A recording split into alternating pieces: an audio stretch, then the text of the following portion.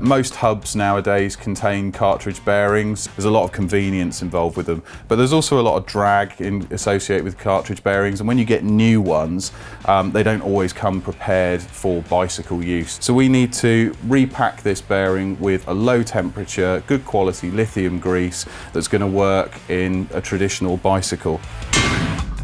So first of all, we're just going to lift off these weather seals. So take a pick or the end of a Stanley blade and just come in close to where that race sits and underneath the little rubber piece. So if you can see, you've got a metal middle piece surrounded by rubber, and it's these flexible side seals that you want to be getting in underneath so that you don't damage the bearing cover itself. And we're going to do that on both sides. And as you can see, there's barely any grease in that bearing. And so that bearing, like I said, would have been intended for machine use. So we're going to repack it. Just got a grease gun. You can also just layer it in. Coffee stirrer works quite nicely. And we're going to put a low temperature lithium grease in there that is resistant to water washout. And just make sure that's packed in nicely.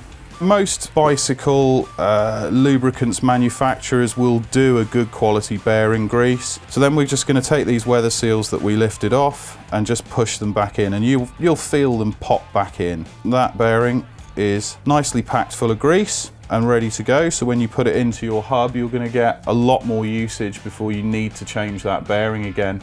And also, if you want to service that bearing in the future, so if it's not worn out but you just want to do your 6 monthly service or whatever, then you can pop your hubs apart, pop those weather seals off and repack the bearing full of grease, and then pop the weather seals back on again, and you're good to go.